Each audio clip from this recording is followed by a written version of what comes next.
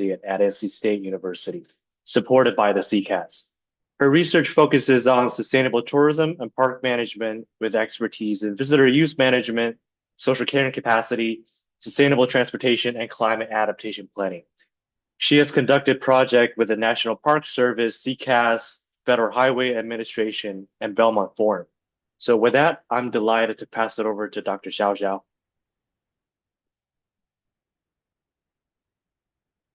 Thanks, Peja, for the introduction. Let me share my screen. Did that work? Yes. Great. Good afternoon, everyone. It is my great pleasure to share our research team's project about climate adaptation planning for cultural heritage, a community-based participatory approach. Um, So before I get started, I would like to acknowledge the principal investigator of this project, Dr. Aaron Seacam from NC State. And this project was supported by multiple year funding from CCAST and the National Park Service. So cultural resources represent unique and diverse landscapes that are different from natural resources because cultural resources are often non-renewable and representing multiple types of the values. For instance, the cultural resources represent the culture, the memory and the history of community, and could be used for multiple purposes, such as visitor use and operational use. Um, Cultural resources are threatened by the changing weather and climate conditions that more than 20 billion of coastal assets are at a high risk. And the climate impacts such as sea level rise, recurrent flooding, and coastal erosions are really threatening the conditions of the uh, coastal cultural heritage sites. At the same time, one of the biggest challenges that the cultural resources are facing is that because of limited financial and personnel resources, the deferred maintenance of most of cultural resources in the U.S. Park Service has been postponed, and the cultural resources has to compete with each other when for the limited funding to be eligible for adaptation actions. So, given this background, our research team has selected Cape Lookout National Seashore as our study site. So, Cape Lookout National Seashore is a National Park Service stored unit located in 56 miles McBurial Island in North Carolina, and it has two historical districts, including Cape Lookout Village and Portsmouth Village. Both villages were once active coastal communities, but later abandoned due to storm and shifting maritime roads. Um, Historical structures at both historical villages are highly impacted by hurricanes and recurrent flooding. As you can see that from the 10 years changes of the pictures for a few buildings for example, this one, the Keep Lookout Life Saving Station, the walls and the porches and the outside of the structures has dramatically damaged by the storms and flooding. And although the project is chef ready, it is ready for reconstructions if the funding is obtained. And this one was Lesson Sally, which is also one of the other important sets of historical structures in Cape Lookout Village. The structures has been dramatically damaged following Hurricane Florence. The park staff has reviewed the roof and the dock. But the main building will not be rebuilt due to the extensive damages from the storm and limited funding. And jetty works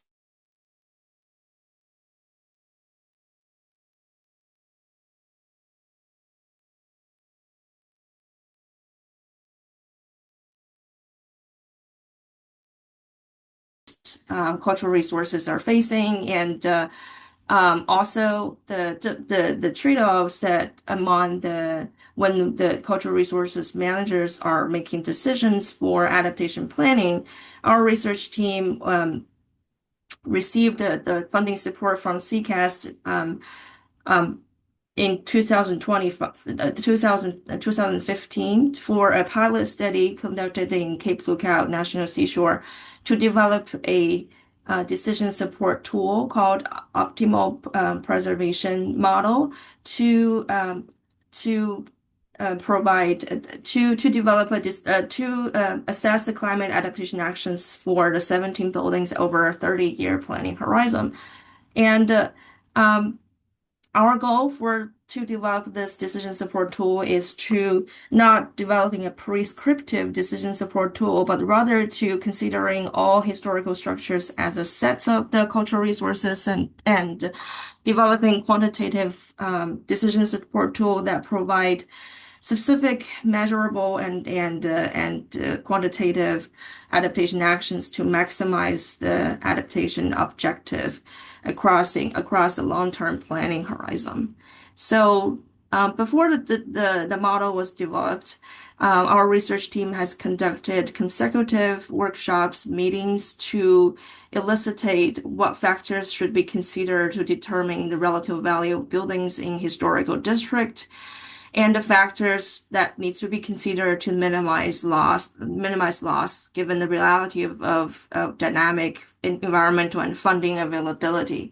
So the workshops included 47 participants in total, representing diverse stakeholders from multiple environmental conservation agencies at different level. For example, the Cape Lookout National Seashore staff, the Park Service Climate Response Program, and the state level conservation agencies such as SHPL, and visitors and community members. And during the workshop, we first framed the objective, which is to maximize the total resource value of cultural resources of the over a 30-year planning horizon, and determined that the historical significance and use potential are the two important attributes to determine the resource value of historical structures. And we have also been collaborating with Western Carolina universities to assess the impact of climate change using the vulnerability data that across from 2020 to 2050.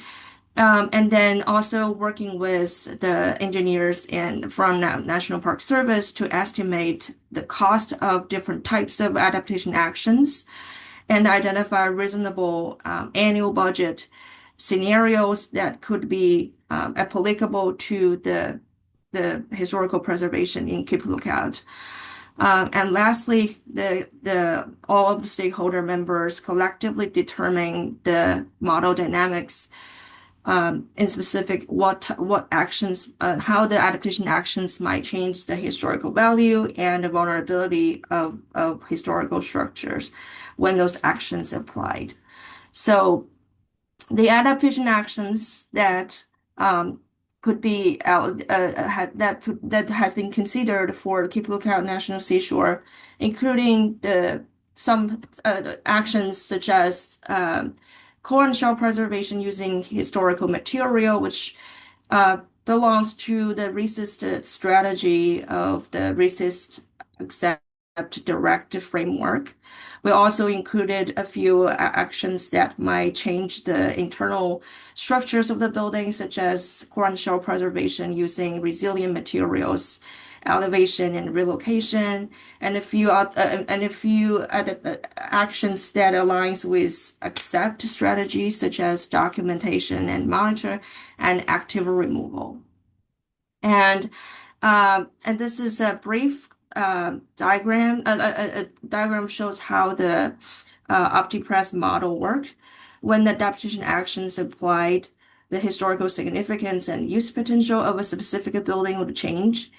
And some adaptation actions, in particular relocation and elevation, would change the vulnerability of historical structures. And combining the score of building resource value and vulnerability, we could determine the resource value of a specific building, and by adding the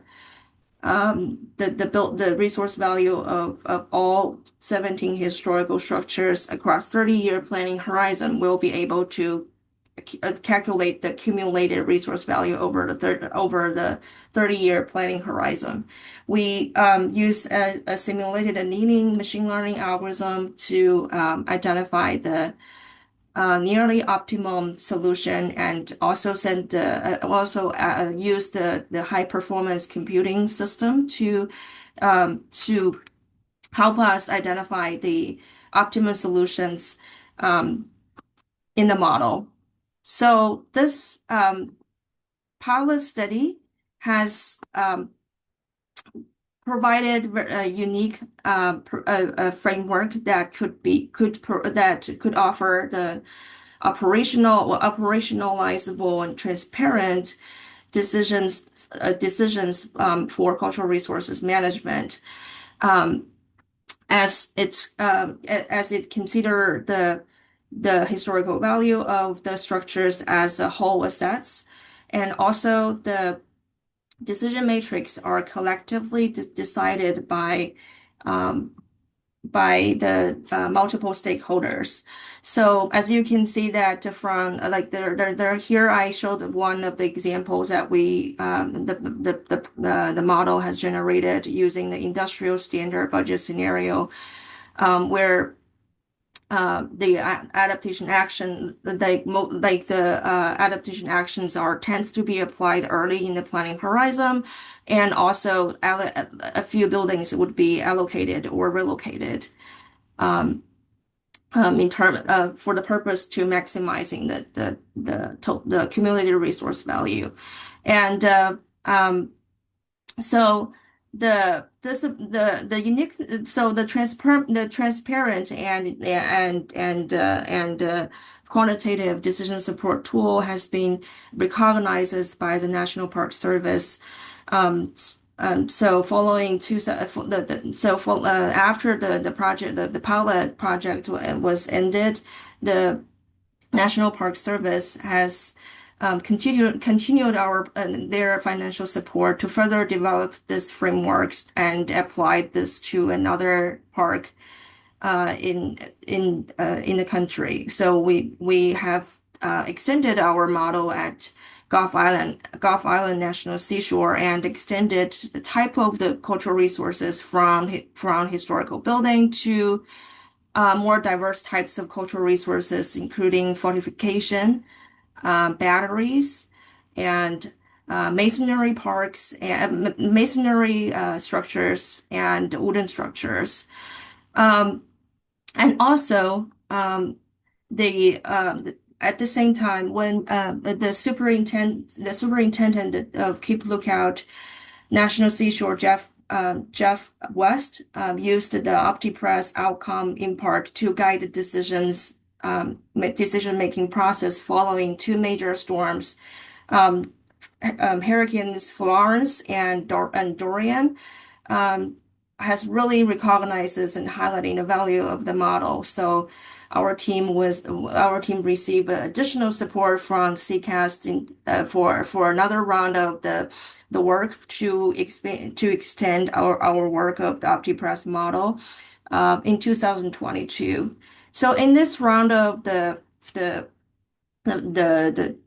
efforts to revise and extend the model, we really emphasizes on broadening the engagement with diverse interest holders. So we first had a few workshops with the park managers and other stakeholders to refine the decision matrix, basically to highlighting the value of cultural resources to fostering the awareness and the financial benefits. And at the same time, the we refine the vulnerability metrics to, in particular, the sensitivity, because the vulnerability metrics that we used in the pilot study was relatively coarse and might not be able to reflect the changes over the 30-year planning horizon. We also included more historical structures from 17 historical buildings to 41 historical buildings and added forecasted scenarios of the forecasted scenarios of storms that which capturing the stochastic effects of storm impact on the historical structure. So from this round of the model output, we found some of the outcomes that might not align with the preferences of community members. For instance, if you look at the map of that reflecting the adaptation actions for the historical structures at Portsmouth Village, some important structures such as the church and life-saving station would be collapsed at the first planning decades. At the same time, most of the structures would be relocated and elevated, which were often not being preferred by community members, as those actions would change the internal structures of the historical buildings. So, by having these concerns, our research team conducted two community engagement events. One is Community Night, hosted in Coruscant Waterfowl Museum, where we showed the 10 years changes of the pictures of historical buildings, and also invited Jeff West, the superintendent of Keep Lookout National Seashore, to discuss the adaptation actions the park has done over the past few years. We asked the community members to share their stories and their memories with each structures, and it's really calling for their emotional attachment with the historical structures in the events. And following the community nights, we um, conducted a public planning workshop where we invited the community members representative to attending this public planning activities, where we give the community members the power of decision making. In specific, we give them the annual the adaptation budget that the park are typically received for historical preservation for 2 rounds. We also give them another round of fundings with increased budget, but came with a Cat 3 hurricanes that will automatically cause a loss of poor condition structures. So through that process, the community members was given the power of purse to make the decisions under the limited budget. So through that through this planning activities, they have came out a priority list where they think that a couple of the structures might needs to be prioritized for adaptation actions. Even though the discussion process involves quite a lot of debate, as all of those community members has strong emotional connections with specific buildings, and it is very painful and painful process to see that their structures might be collapsed or not be preserved under the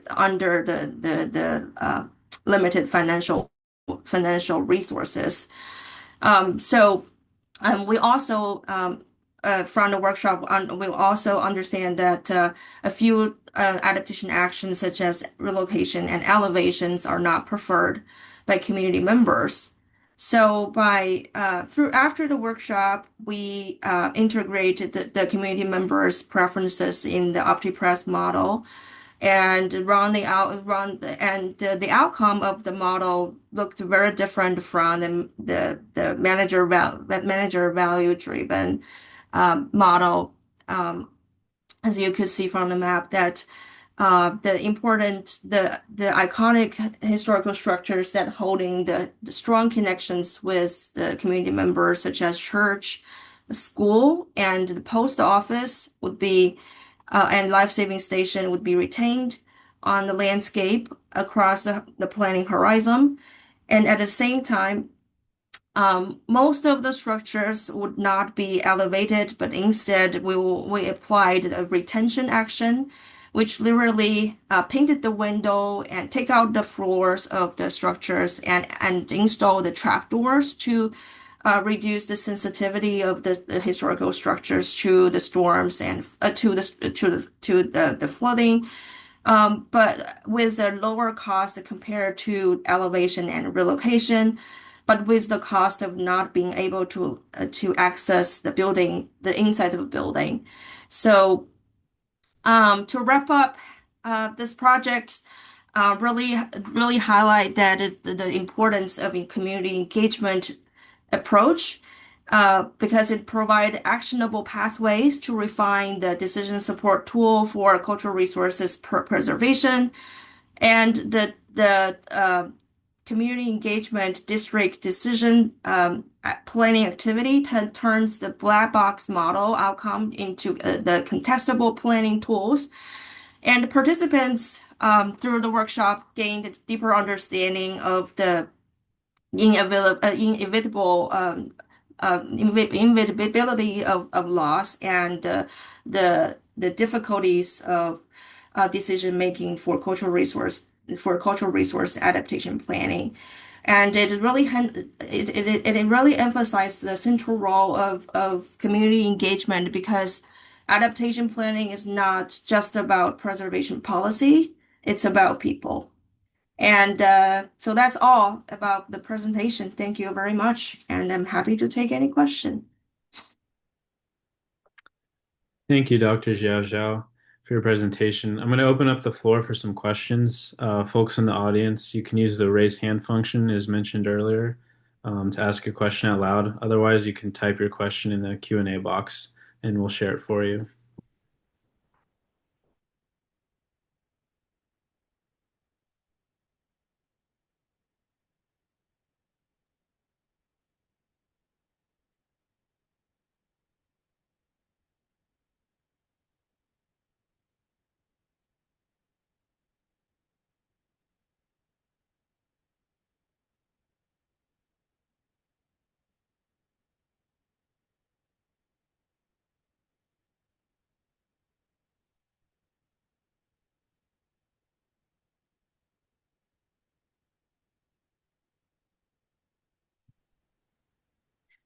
Hey, Xiao, this is Whitney. Great presentation. Thanks so much. Really nice to hear your summary of that very in-depth and long-running longitudinal work that you all and your team have done in Cape Lookout. I was wondering if you could speak a little bit to the effect and value that came along with the longitudinal and really deep engagement that you've all had with the community there. I know this was really difficult conversations for a lot of those folks and thinking about the changes to these structures and the cultural meaning of this place. So could you just give maybe some recommendations for other researchers who are engaging with these sort of sensitive topics in these kind of community settings in terms of long-term engagement?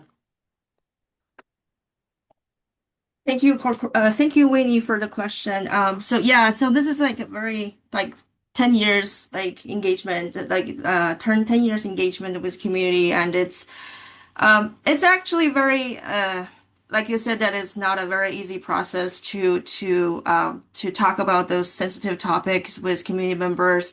So we tries to we really we talk with the partner organization member or organization representatives such as Karen, who is the director of the Coruscant Waterfowl Museum, and she really shares the strategies to like for the community night events was her main ideas to show the community members the 10 years changes of the historical structures and ask the community members to share their story rather than presenting like some like survey result to them or the adaptation outcome to them. So like through that through that community night events, like the events, the community members are really willing to share their story and also understand the difficulty of the adaptation decision-making process. And we also found that really to ask the community members to be part of the decision maker or decision making process when they really have the power to making making the decisions. They talk a lot about their connections with the structure with the historical buildings where and also like when the community members like talking like discussing or debating those kind of topics as a group, they would talk about like they would share what are their strategies and their compromises when making this type of the difficult decisions. So for example, like for one of our planning planning activities, like the community members are really difficult to making a priority list of like which building they should focus first. But then as they think that the cultural resources are for the future generation, and there's a young representative there, so they follow his recommendation. So like quite a lot of the trade-offs among those conversations, and I think it really knows that what they care about, the community member care about, and what's their story and their previous engagement with the structures is really important for this type of work.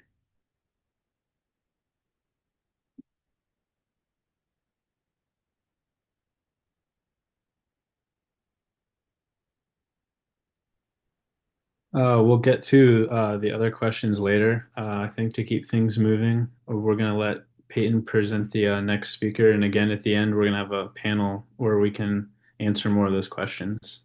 Thanks.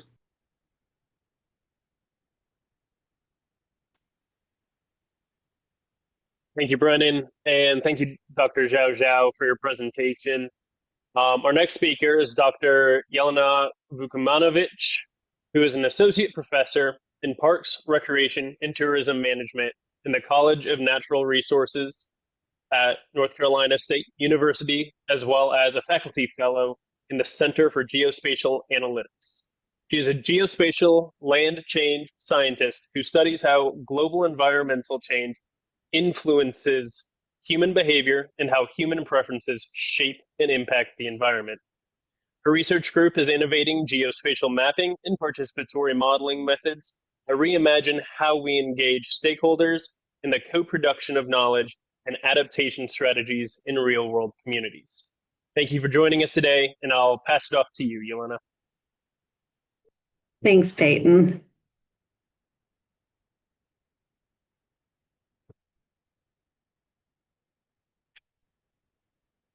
Can you see my screen?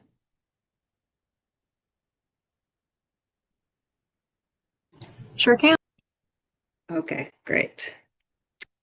All right. Thank you so much for the introduction, Peyton. Thank you all for being here today. So I have the pleasure of leading the Land Change Lab at NC State, where our team works to understand the drivers and impacts of development and its interactions with large-scale disturbances. Much of our work is very applied, and so today I'm proud to share 3 examples of decision support tools that we've developed with NGO, agency, and tribal partners. So I've had the good fortune to have several of the students who organized this seminar in my participatory mapping and modeling class in the fall. And in that class, we spent time talking about the fact that participatory can mean many things, ranging from information sharing or information collecting from communities all the way to co-production, and at the very highest levels, delegated control and action. So I think this wheel of participation on the screen in front of you can help us better understand both the need and potential for partnerships. For those of us here in the academic space, from the survey, it looked like that was about half of the group. We know that we have very limited ability to reach these highest levels of participation. It can be almost heartbreaking when you're, working closely with a community or resident, and you're seeing, like Xiao showed, these impacts of sea level rise, and then the question is, well, what are we going to do? And the truth is that, we really lack the authority and the tools for action. Such as actually implementing these co-developed climate adaptation measures. On the flip side of this, our partners in federal and state agencies, community groups and NGOs, and tribes also face their own limitations, whether it's the capacity to engage or perform research. There's often less access to the whole suite of needed domain expertise, or there may be fewer computing or analytical resources.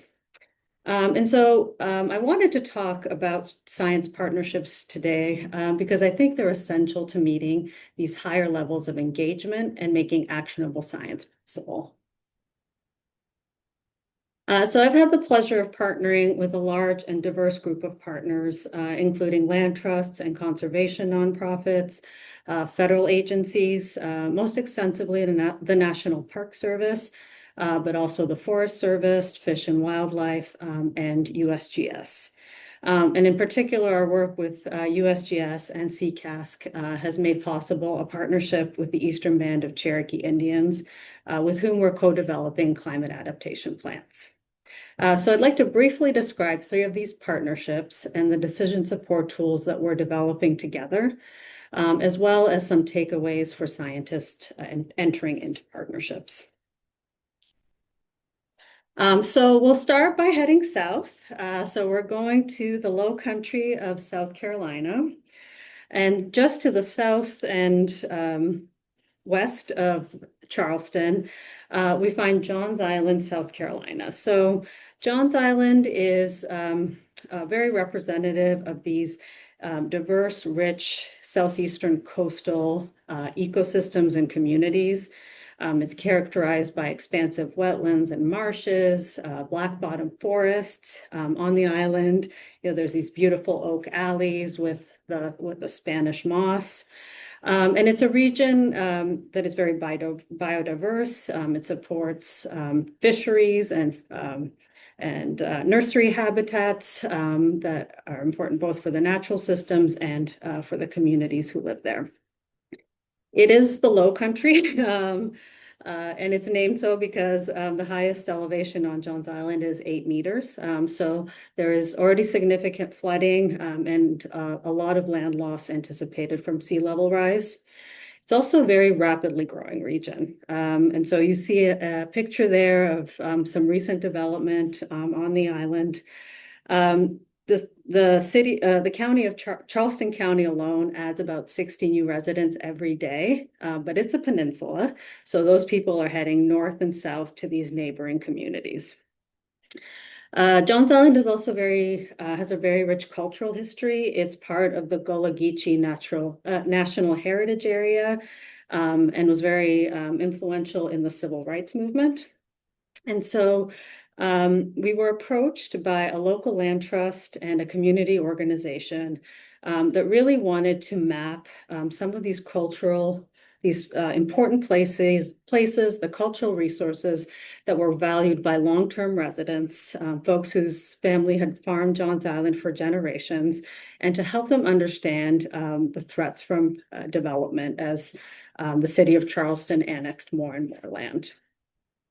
When we started these conversations, sea level rise wasn't really part of their thinking or their discussions. But by combining these two geospatial models, we discovered this coastal double squeeze, where Johns Island was being squeezed by both sea level rise and development. We also found that when we mapped the cultural resources that these community members had mapped, both on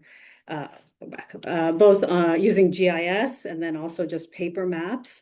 What we found is that some of these cultural ecosystem service locations did not match with where we found high biophysical ecosystem services. So these regulating, provisioning, and supporting services. And so in some cases, there was a mismatch between the interests of the land trust and the community group. Which speaks to potentially new partnerships with, for example, historical societies or agricultural groups.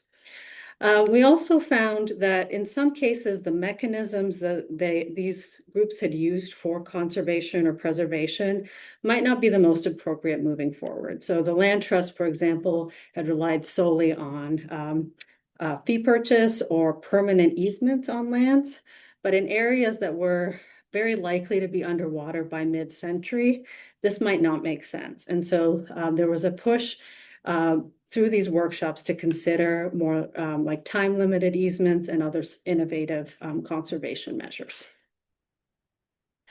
So some takeaways from this work, probably the biggest takeaway for me always, because I think geospatial work can be so powerful, is that when we make an issue spatial, especially an issue that is as big and nebulous as climate change or sea level rise, that can feel too big for a person to fully identify with. When we map these things, when we make them spatial, it immediately becomes personal. When people see the effects of these changes on the places they live and work on and recreate, that creates buy-in, it creates future partners, it creates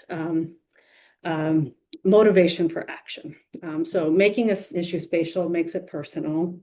And the second takeaway is that place-based knowledge is really invaluable and can drive really targeted and innovative solutions like these new kinds of conservation easements.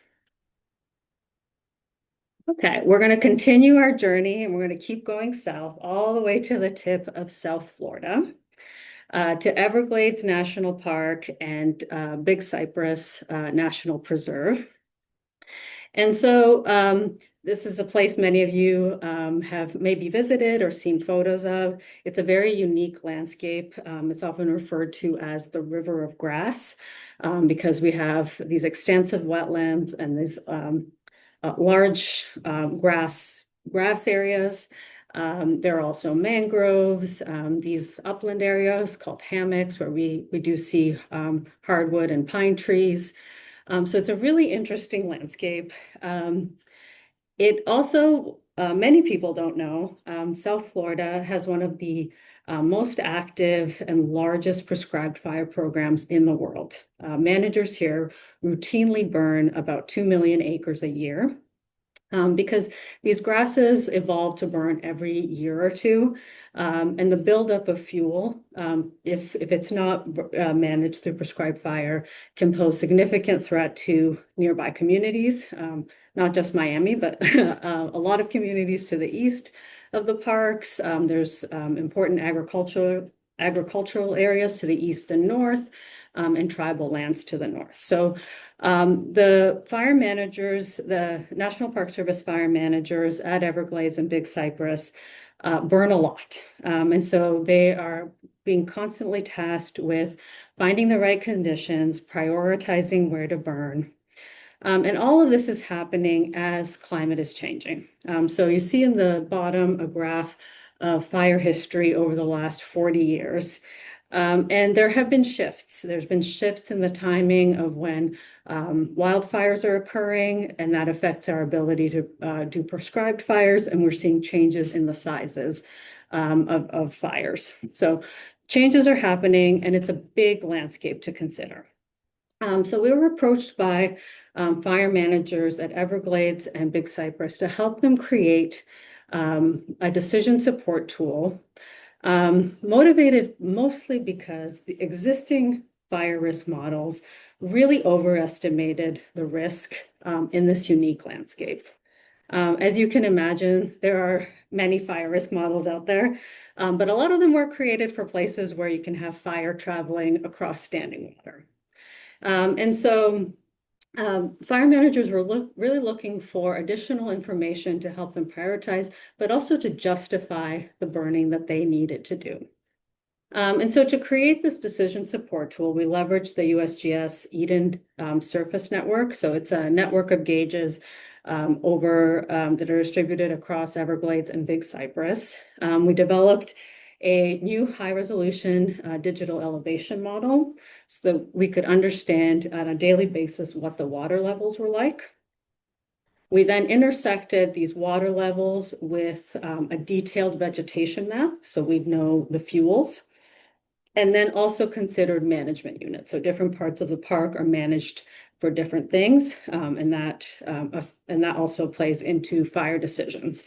And so for very fine areas, we were able to assign these water level, fuel type, and management unit. We then took a data-driven approach and pulled the last decade of weekly water levels to create unique risk distributions for each unique fuel type within each given management area. And then we worked collaboratively with managers to tweak these risk relationships. So in some places, managers felt like they were too restrictive or they didn't account for recent changes that had been implemented on the ground. So these risk relationships were iterated on with managers.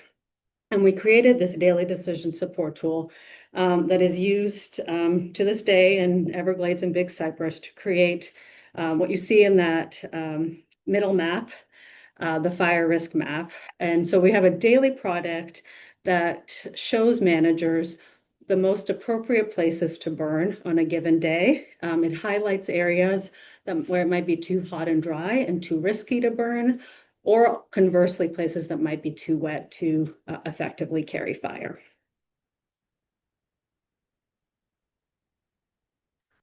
So some takeaways from this work, of course, I think we all know, managers, people on the ground, practitioners, they know what's happening on their landscapes. But we all have our biases and limits to what we can see.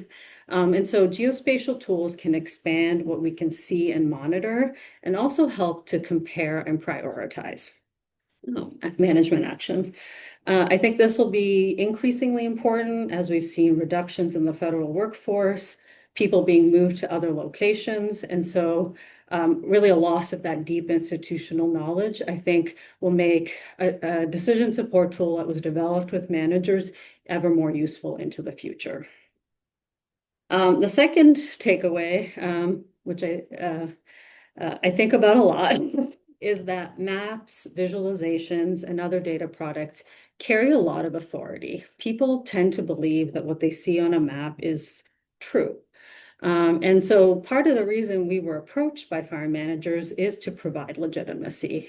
They wanted to, show the regional offices like this model developed by NC State says it's okay to burn. And that was another way to help them reach their management objectives. So that is a responsibility that those of us entering in partnerships need to be cognizant of the authority and legitimacy that some of these tools carry.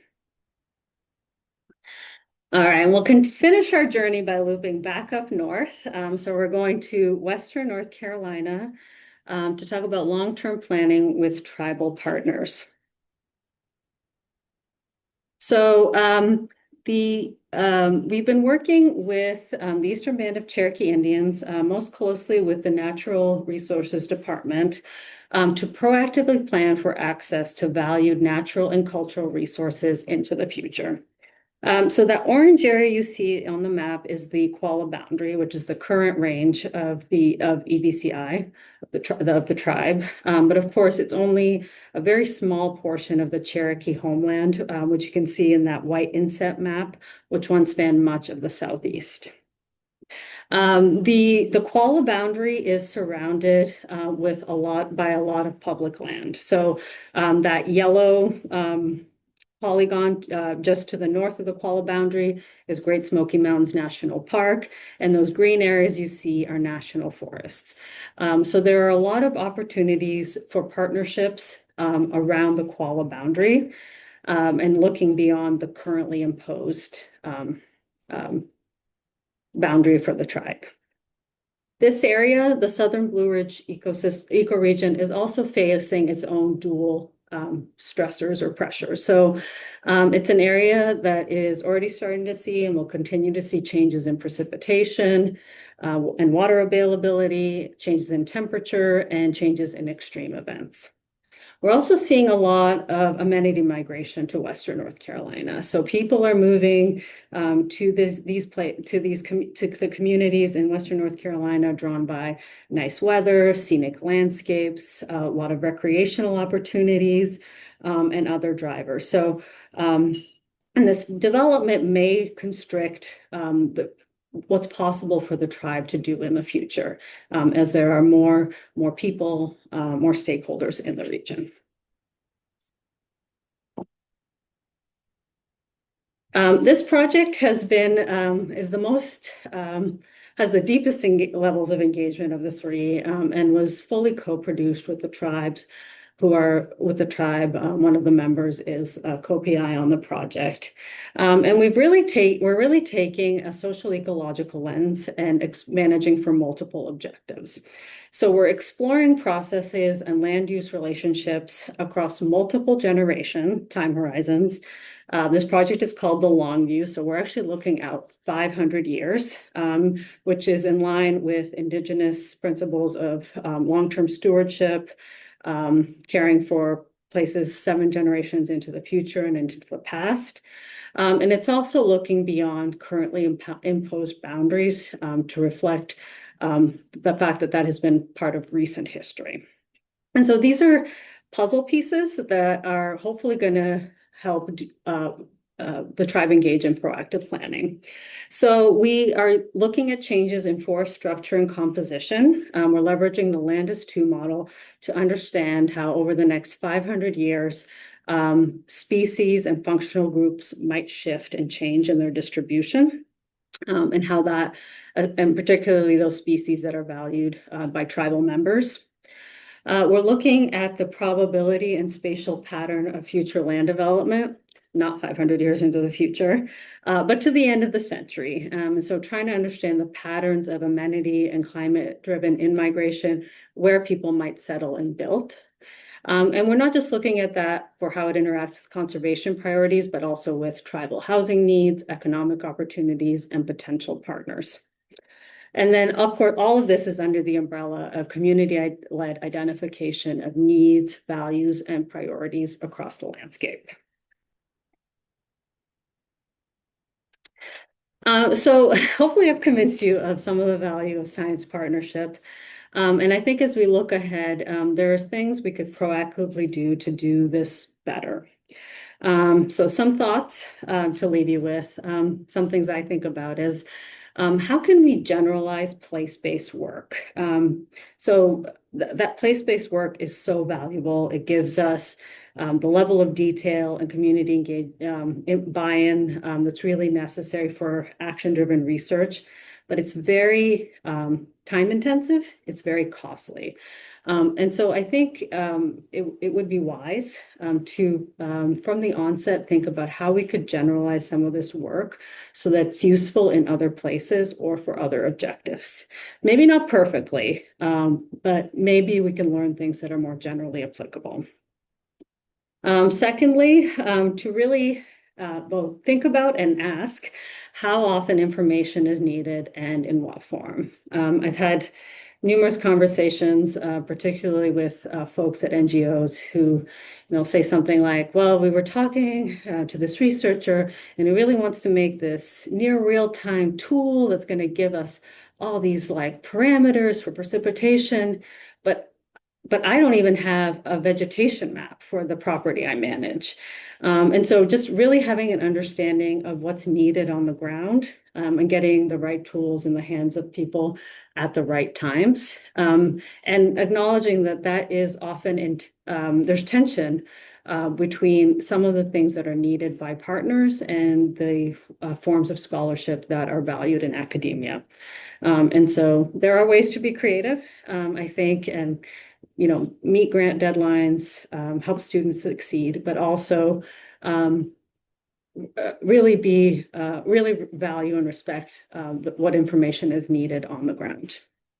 And I've said it before, and I'll reiterate it, maps and data products carry a lot of authority.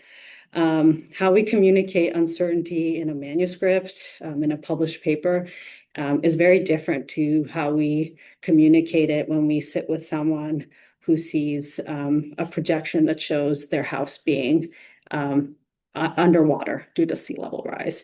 And so being truthful about the strengths and limitations of models, without making it seem like they're just pretend, but also being very, very cognizant that that uncertainty means different for people who are being directly affected by it. And then also how we can include different ways of knowing, particularly Indigenous knowledge, that doesn't always fit tidily into models. So if I may, I'd like to end with a call to action. Our federal partners, our federal agencies have suffered huge losses of knowledge, expertise, and capacity, and the implications of those losses are only beginning to be realized, and I think will be felt for decades. So I think the need for partnerships is stronger than ever. So if you're interested, if you're in a position to support the work of partners of any type, I really encourage you to do so. It has been a true privilege for me to do work that is actually used in conservation and natural resource management. And yeah, so I would encourage you to explore the same. So I thank you for your time. And if you're a student who is interested in participatory mapping and modeling, I will be offering this class again in the fall. Thank you. Thank you, Dr. Vukominovich, for your presentation. We'll open up the floor again for some questions.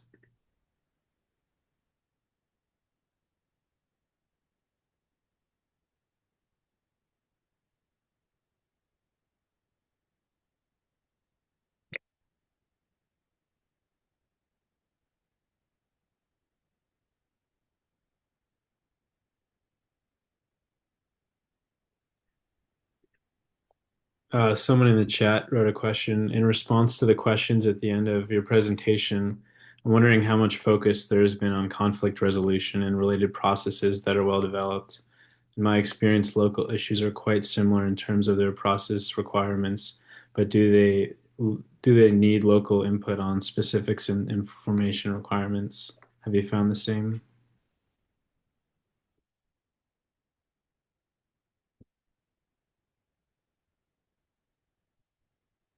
Yes, I agree. I mean, I think there are similarities, but there's often some surprising differences that can be really hard to predict. There can be, specific actors, personalities that hold disproportionate sway, and that's really hard to predict from the outside. Or there can be higher levels of policy or decision making that trickle down in unexpected ways. But I agree. I think there's a great deal that can be generalized from some of these local processes, and it's often hard to publish things like case studies that I think we could work to remedy. Thank you for that question. Okay, I see a question from Becky. The time horizon for the EBCI project is very impressive. Are other tribal nations undertaking projects with similar long-term planning over 500 years? I don't know. I don't know, is the short answer. The 500 years has proven challenging in many ways, but it's interesting. It's forcing us to kind of push the boundaries of a lot of these models and kind of test how far we can go. But I'm not sure if other tribes have taken on similar work. And Erin, thoughts on what role a land-grant university should play in terms of helping communities, marginalized local stakeholders produce maps that give them greater authority? That's a great question. I think there could be a lot of innovative and maybe not so difficult ways, whether it's through partnering with faculty, teaching graduate courses, something like a service center role like we have with the Center for Geospatial Analytics. But I think it can be very powerful, and I'd say a land-grant university would be a great partner in helping communities or stakeholders produce these types of maps.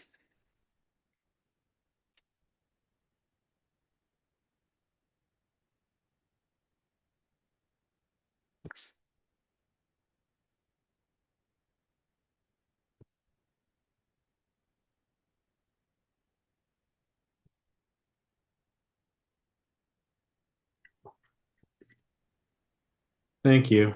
Okay, I think in the interest of time, we're going to move now to our third presentation. Alexa, take it away. Hi, I'm Alexa. I'm a first-year PhD student at NC State and a SE CASC Global Change Fellow. And I have the pleasure of introducing our final speaker, Hillary Morris. Hillary is a user support specialist for the Southeast Conservation Blueprint. She also serves as the communications lead for the Southeast Conservation Adaptation Strategy Partnership. Hillary has 10 years of experience working in landscape scale conservation and science communication in the Southeast, and she believes in the power of strong partnerships, innovative science, and user-friendly tools to bring together the conservation community to achieve shared goals. And go ahead, Hillary. Thanks so much, Alexa. Are you all seeing my screen okay?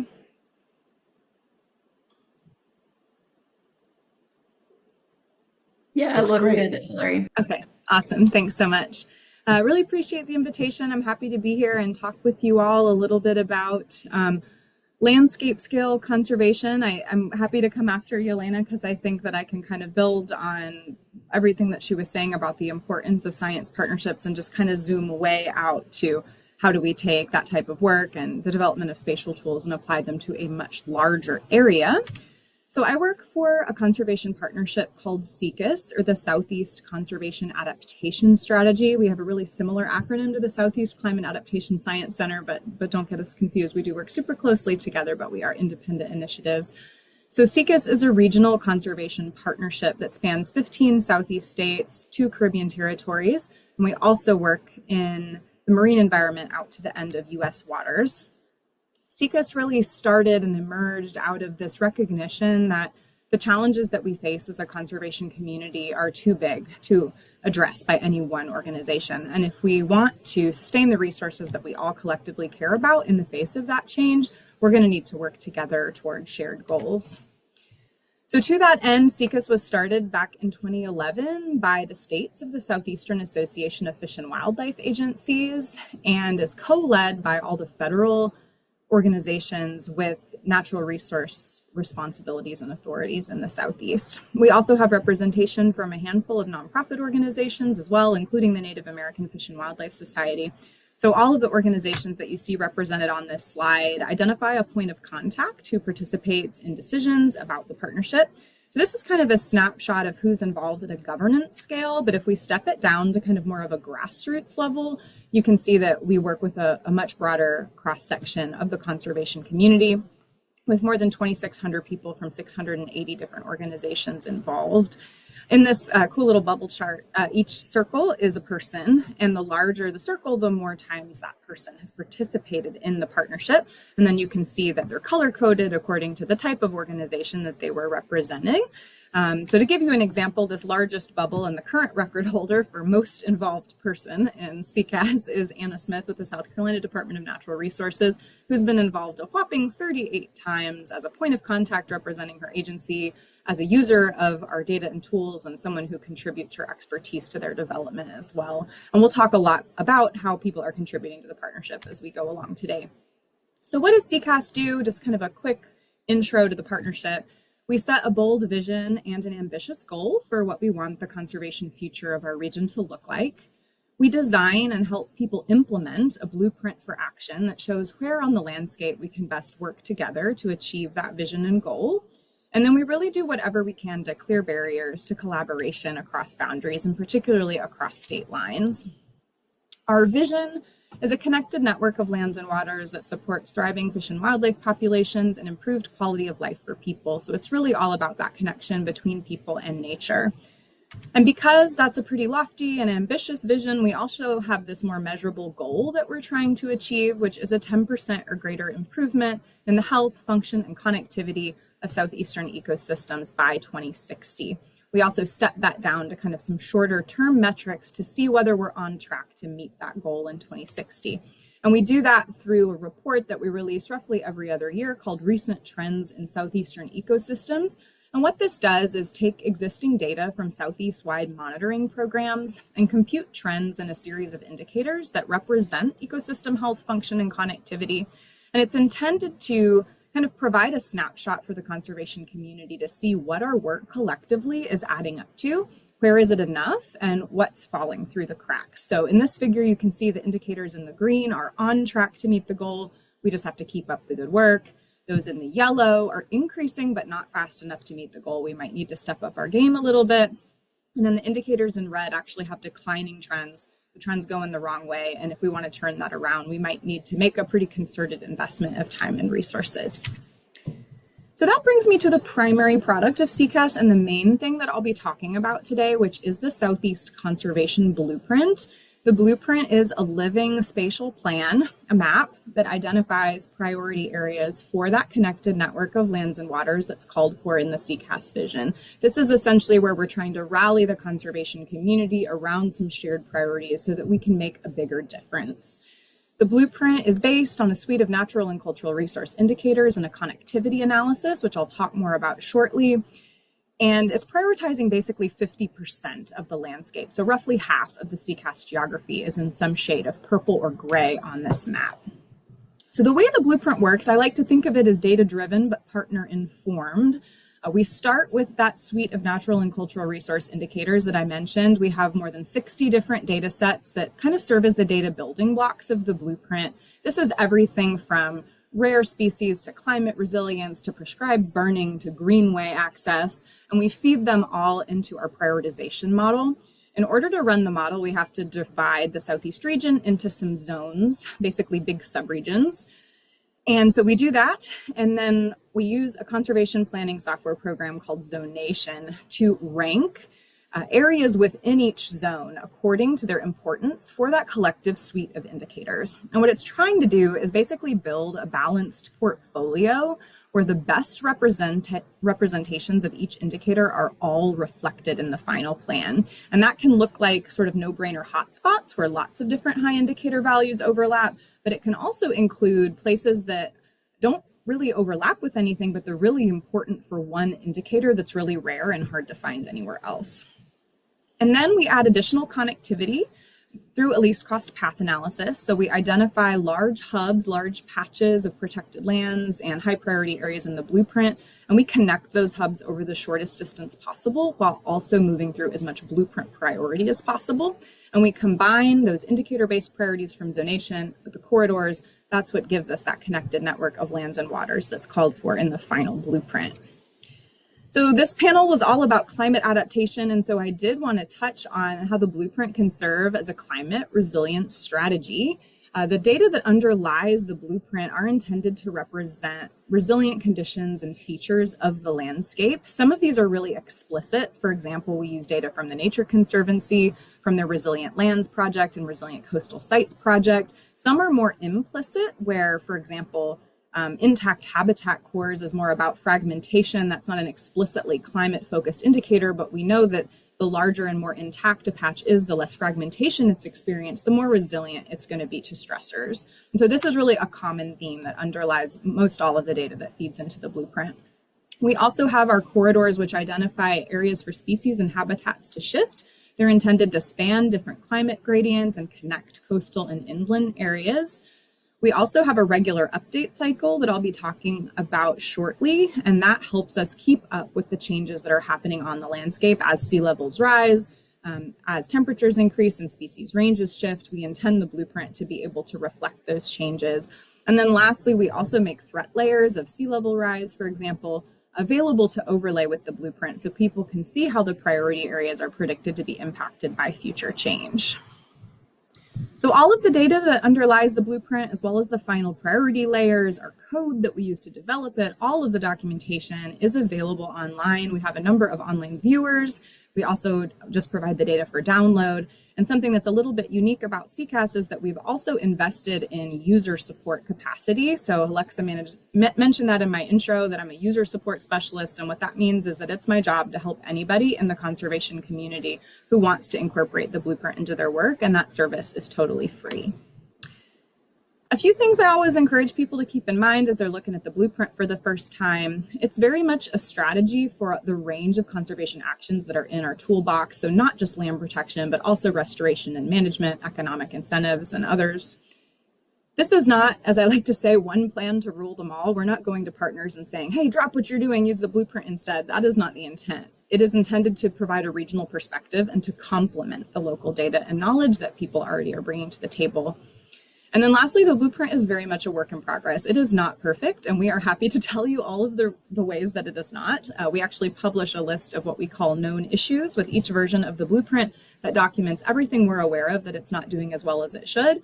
And we release that for transparency, but also to help us as staff prioritize the most important things to fix in the next update, because we are regularly updating the blueprint. Historically, it's been every single year to incorporate new data and partner input. So our commitment to that revision cycle kind of stems from some lessons that we've shamelessly borrowed from the tech world that I'll mention just briefly. One of our guiding principles is something known as the lean startup method, that it was developed basically as an intentional counterpoint to some more traditional models of product development, like the waterfall method, which is pictured here. So with the waterfall method, the idea is that you spend the bulk of your time in the planning and design phase of a project. You develop your product. At the end, you test it real quick just to make sure everything's working as intended, and then you release it. And a challenge with this approach is that sometimes you can get to the end at your testing and realize, oh, I didn't really understand what my user needed here, and I've developed a product that is not going to work for them. But at this point, it's really time consuming and expensive to swim upstream, and sometimes it can really be too late to fix. I think an example of the waterfall method that most of us are probably familiar with, I think of as just grad school. Like if you ask anybody who just finished a master's program or a PhD program, you know, knowing what you know now, is there something with your thesis or your dissertation that you would have done differently? And who among us isn't going to say, oh yeah, I'd have changed something about my data collection, I'd have changed something about my stats. But at that point, you've made it all the way to the end of your degree. You're not going to go back and redo it, right? The process is not really built for this iterative and adaptive learning. And that's what the lean startup method is really good at. So with lean startup, you come up with an idea, you test it out, you learn what you can from that experience, and then you take your learning and you plow it right back into that cycle. So it's a lot like adaptive management, but it has sort of a unique twist, which is why we call it sometimes adaptive management on steroids. The emphasis is on moving through that loop as quickly and as cheaply as possible, because you don't want to spend a lot of time or energy or money polishing and perfecting something that you're not even sure whether you've got it right yet. So you want to build sort of the simplest, cheapest possible version, kind of a prototype, a minimum viable product that you can in order to facilitate that learning so that you can polish once you get a little bit further down the line and understanding what it is you're trying to do. And so our commitment to this cycle of iterative revision in the blueprint has helped us, as I mentioned earlier, keep up with landscape change. We know urban areas are growing, we know sea level is rising. On the positive side, we know new wildlife road crossings are being built, and we want the blueprint to be able to keep up with that. As the landscape itself changes, we also have better data on the conditions of that landscape, innovations in remote sensing, new surveys that are being done, and we want the blueprint to be able to reflect those as well so it stays current and relevant. And then perhaps most importantly, these revision cycles allow us to have lots of different touch points with our community where we can better understand their needs and get feedback from experts so that as we keep improving the blueprint, it's improving in a way that meets the needs of the people who are actually using it to make decisions day in and day out. So a few examples of the ways that partners contribute to the blueprint. One key example is that they'll attend workshops to review it and provide comments on how to improve it. So here's a little example of a postcard that we did for a round of workshops a couple of years ago. Typically we do these virtually just because of how much easier it is to engage with people virtually over such a really large area, but we do sometimes do in-person workshops in smaller geographies like the US Caribbean. And typically what we do is we'll spin up our interactive feedback tool where someone can review a draft of the blueprint and draw a little polygon and say, hey, I think you've under-prioritized this area or over-prioritized it, or I have a question about this area, and staff will be on the phone in the meeting to kind of help address those questions and build those connections. But you'll notice that when I provided that flowchart of how the blueprint was built, there was no part of that flowchart that was like, oh, and then because John with Georgia DNR said that this area was under-prioritized, then we bump up its priority in the blueprint 10 points. It doesn't work as directly as that. That's what I meant when I said that the blueprint is data-driven but partner-informed. When we get this type of feedback, the onus then becomes on us as staff to come up with a rigorous and science-based way that we can have the blueprint better reflect that feedback. So maybe we're really missing out on some key karst habitat or bat habitat. Okay, what can we do to address that? Do we need to develop a new indicator? Do we need to change something about our modeling process? Also, our workshops typically provide us an opportunity to ask kind of bigger existential questions of our community. Things like, how should the blueprint handle future change? Do you want priorities to be lower or higher in areas that are experiencing urban growth? Or how much do you want the corridors to change from year to year? We can get feedback on those big questions as well. We also provide opportunities for people to review the data building blocks of the blueprint, those indicators. We just wrapped up a indicator team to improve our fire frequency indicator to better reflect historical fire return intervals. And often these are open to anybody in the conservation community. Sometimes if we're working on a particularly sensitive indicator or one where we have kind of an expertise gap, we'll particularly recruit people with knowledge and experience in that area to provide input. So for example, last year we just developed a new indicator of river cane restoration, where we were really trying to reflect the importance of access for tribes in order to sustain cultural practices. And so that was one where we were doing some really intentional outreach to tribal communities and experts in river cane restoration.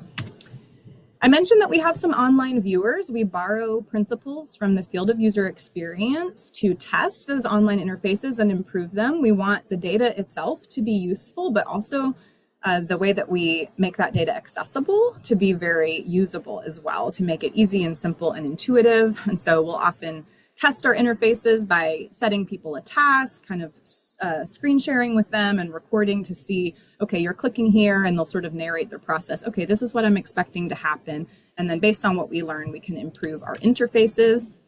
And then we also get a ton of feedback, as I mentioned, when we're doing that process of user support, helping someone, whether it's with a proposal or a plan. We learn so much about where the blueprint is working well, where it's not, and we can plow that learning right back into the blueprint revision cycle. And obviously there's a lot of other ways for people to get involved in the broader partnership. We have different levels of our governance, our points of contact, our steering committee. We have workshops and webinars and a newsletter, but these are kind of some of the more active ways that people can engage and really put their fingerprint on the blueprint as a plan. And so the last thing that I'm going to touch on is just how the blueprint is being used to make a difference on the ground. This is my favorite thing to talk about because this is what it's all about. The blueprint, if it's just sitting on a shelf gathering dust, that's not moving the needle for conservation. We really want it to be adopted and employed on the ground. And so part of my job is tracking all of the people who've participated in the blueprint, which I covered earlier, but also how it is guiding projects. So it's been involved in almost 400 different projects, with a number of those still in progress. It's been used by almost 550 people from over 200 different organizations. And in so doing, it's helped bring in over $400 million in grant funding to conserve over 400,000 acres. To give you a few examples of how the blueprint is being used, One fairly recent one, we worked with 10 different state agencies and 2 territorial agencies on the updates to their state wildlife action plans, or SWAPs. Most state SWAP updates were due last year in 2025. We helped states typically in 2 different ways. One, by writing a new chapter for their state wildlife action plan that provided a consistent framework for states to sort of zoom out beyond their boundaries. Typically, a SWAP is really focused on a particular state's resources and jurisdictions, but this gave them an opportunity to look outside, to think about how their state contributed to regional priorities, to regional partnerships, how it can better align with its neighbors in the management of regionally significant species, how it's going to be affected by landscape level changes, and how it can manage accordingly. We also worked with a number of states to update their conservation opportunity areas and incorporate the blueprint into these spatial focal areas. And here's an example of 3 neighboring states that all used the blueprint as the foundation of their COAs, North Carolina, South Carolina, and Georgia. And you can see the difference if we look back at what those COAs looked like in the 2015 SWAP and now the latest SWAP, how much better the alignment is across state lines and how much more consistent those priorities look. And so this was a great example, I think, of the blueprint being used to kind of serve as a common language across multiple state plans. And then the last example that I'll give started in several years ago with the South Carolina chapter of the Nature Conservancy, who used the blueprint to update their statewide plan, their conservation vision for South Carolina. They went on to use that vision and with it the blueprint to help advocate for the reauthorization of a key state agency and funding source for conservation known as the South Carolina Conservation Bank. And they used the blueprint to help demonstrate to the legislature that the conservation community was prepared to speak with one voice about shared priorities, and that we had good science and rigorous data available to help ensure that those taxpayer dollars were spent in a transparent way. And so when the bank was reauthorized, they went on to then use the blueprint in its own prioritization for how those funds would be spent, along with a lot of other great data. And then we were able to actually work with partners to apply to the Conservation Bank for funding and help strengthen their grant proposals. And so one example of one of those successful proposals was working with David Bishop with the Nature Conservancy. He used the blueprint to help bring in funds to secure the largest private easement in South Carolina history at the time. There has been a larger easement now recently, actually, that we actually were able to support as well, which is exciting. But this property, the Groton Plantation, spans the South Carolina-Georgia line. And putting an easement on this property created a wildlife corridor that allowed critters to roam for 50 miles without ever leaving protected lands. And it has some really fantastic species present on this property: red-cockaded woodpeckers, gopher tortoise, quail. It was really just such an amazing project. And when we followed up with David to ask, like, hey, did you get this funding? How did it turn out? He totally unprompted gave me this great testimonial saying that the bank called out their application as one of the best they've ever seen, which I think is at least partly the result of your data and document. I think it, meaning user support, is a very valuable service and absolutely helped us get money. So he brought in $850,000 from the Conservation Bank and another $500,000 from the NIFWF Acres for America program. And I want to be very careful when I share success stories like this, not to sound like I'm taking credit for the massive amount of work that goes into these projects. There were so many partners involved. The landowners donated a large portion of the easement. We're just happy that the blueprint could play any role in kind of helping communicate the value of this proposal and its regional significance. Just looking at time, I think I'll kind of gloss over some of these other examples. We work a lot with the military in identifying priority areas around bases and helping to establish new sentinel landscape partnerships. We've worked with the Park Service and the National Park Conservation Association to help identify priority resources for the Ocmulgee Special Resource Study. This is a proposal to designate a new national park from what is now Ocmulgee Mounds National Historic Site and turn it into a national park. We're still involved in this strategic planning effort for that potential new unit of the Park Service. Longleaf local implementation teams have used the blueprint across the longleaf range to identify priorities and kind of promote data compatibility. We've worked with a number of local governments as well who've used the blueprint in their plans to kind of look at how to guide sustainable growth. And so if I kind of look back at recommendations and lessons learned from a lot of partnership development over the years, I have definitely seen that people are more likely to use the products that they invest in.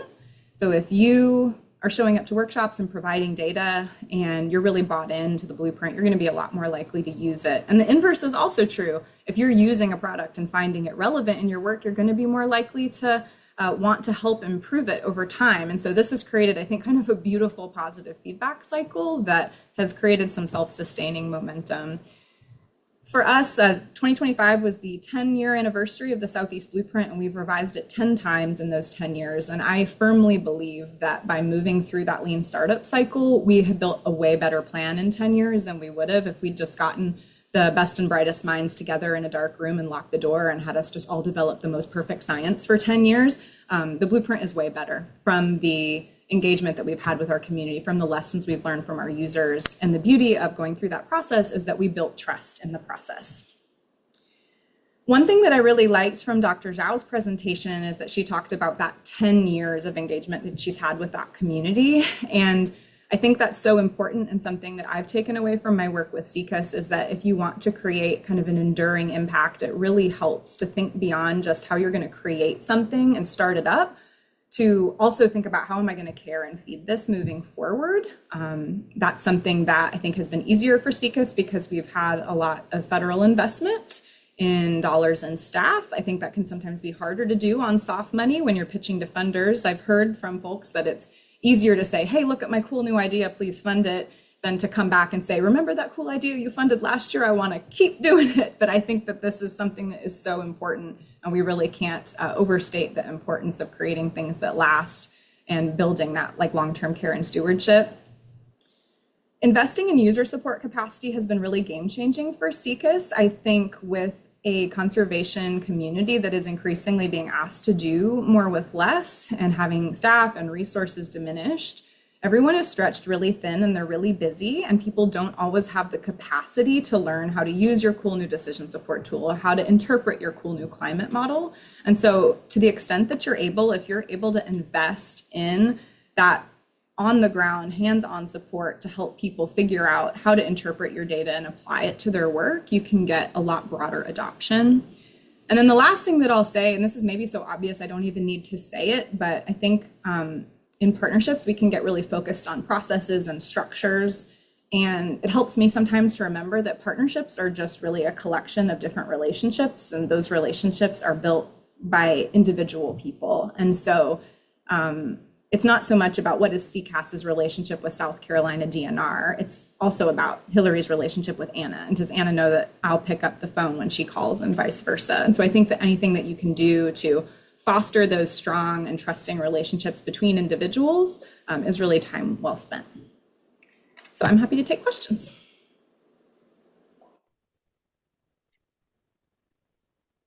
Thank you so much for that great talk. Now we'll move into our panel discussion where you can ask questions to any of our presenters.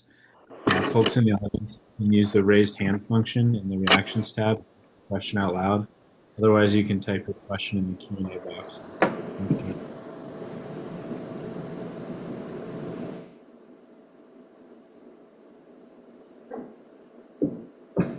Everybody, this is Whitney again. I'll give everyone some time to think on some questions to get in Q&A. This was a really excellent panel. So applause to those who put these three powerhouse folks together to talk through this. This was really, really wonderful. My question, Hillary, you made me think, kind of piqued my curiosity with your integration of the user interface folks, the UI elements. And I appreciated you kind of walking us through what that looks like. I'm wondering if Jelena and Xiao can talk at all about points in their community engagement efforts with mapping tools or community engagement tools where there were user interface issues, like struggling with people to be able to utilize the tool. Or Xiao, I'm even thinking of you being like, do you have internet access in places like Portsmouth or Ocracoke where you may be doing these community engagement efforts? And maybe if the two of you could just speak a little bit about like those challenges you've seen to give folks an idea of what they might anticipate if they're doing this kind of work. And then Hillary, if you maybe if that sparks any ideas of like, oh yeah, we encountered that too, and this is how we've dealt with it. So thanks to all three of you. This was super fun. A fantastic way to finish out my Tuesday.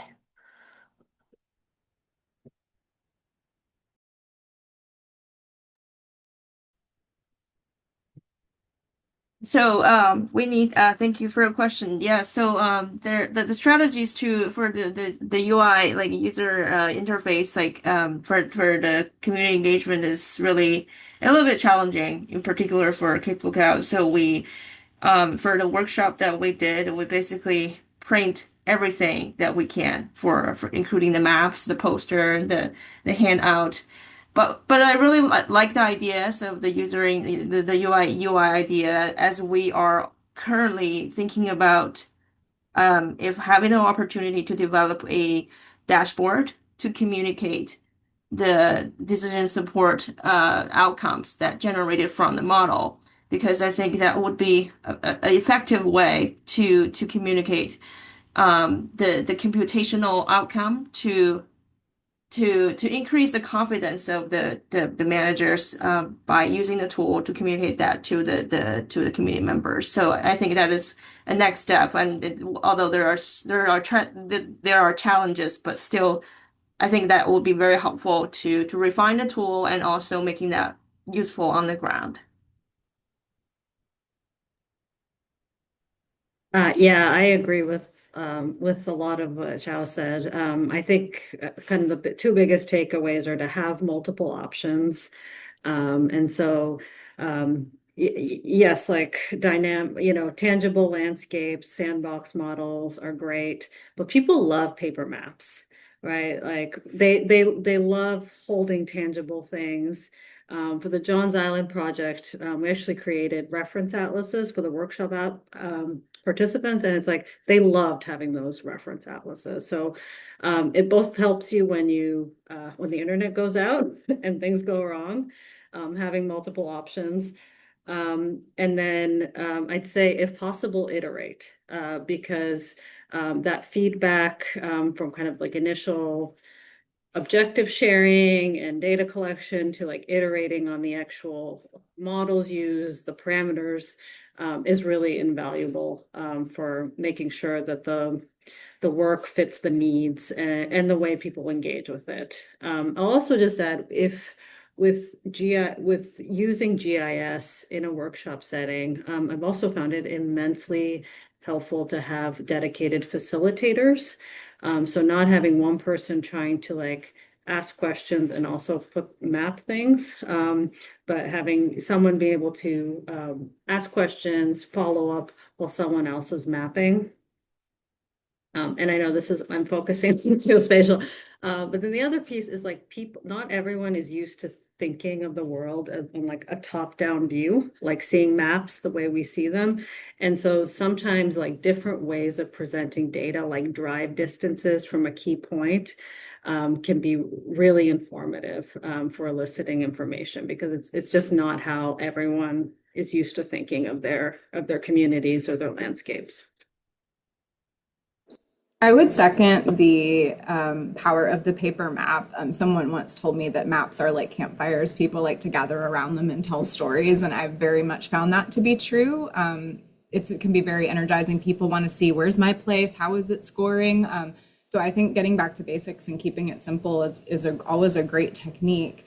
My advice too would be, I think it's easy to focus on like, okay, my tool, how do I improve the experience in my tool? But don't forget the really low-hanging fruit about like, how do I find your tool? Where does it come up in Google search results? Like, can I find that link from your website? And thinking about kind of the journey of your user to discovering it and then using it and then applying it to their work. So we definitely had some very low-hanging fruit improvements when we started user testing about just making it easier to find that information on our website or from Google. Hillary, I think there's a question in the chat for you. Could you tell us more about how SECAS collaborates, informs, and interacts with military installations, which are such an important part of the landscape in Eastern North Carolina? Yeah, we have a few different examples of working with the military. We work closely with kind of another partnership called the Southeast Regional Partnership for Planning and Sustainability, SURPASS, who brings together the military and a lot of other partners, and they've used the blueprint in their what they call the good map of good places to work. We've had a number of projects in North Carolina and Florida that have worked with military installations and kind of looking at the spaces between the bases. Where do military installations need to be thinking about encroachment, about how they can do conservation off of the base, off of the installation in a way that will reduce kind of their regulatory burden so they can get back to the business of testing and training on base. We've worked with the Robbins Air Force Base. They did a sustainability study working with the Middle Georgia Regional Commission a couple of years ago, and they used the blueprint to help identify priority natural areas within a 10-mile radius of the base. That was very much thinking about encroachment and the needs of the surrounding community in Georgia. And then more recently, we've had some examples working with other installations who have had, in one example, a hydrologic issue on their base that was really, I think it was flooding that was happening on a runway, and it was really impeding testing and training. And there were some green and gray infrastructure solutions proposed, some green infrastructure solutions proposed, and we had some partners who are really involved in aquatic connectivity in that area use the blueprint to help make the case for let's use the green infrastructure solution and restore more of the natural hydrology so that we're not back in this position in another few decades dealing with another blown out culvert. So.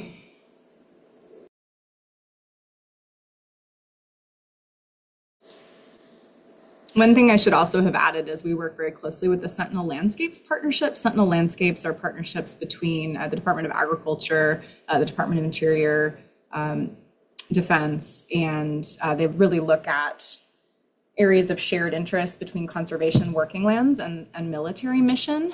And we've been involved in helping to designate a few Sentinel landscapes and involved in some of the planning efforts that those Sentinel landscapes are doing. Those are really, really amazing partnerships that are doing fantastic work, that are really thinking about holistically all of the needs that landscape is serving for the military and for other members of the community.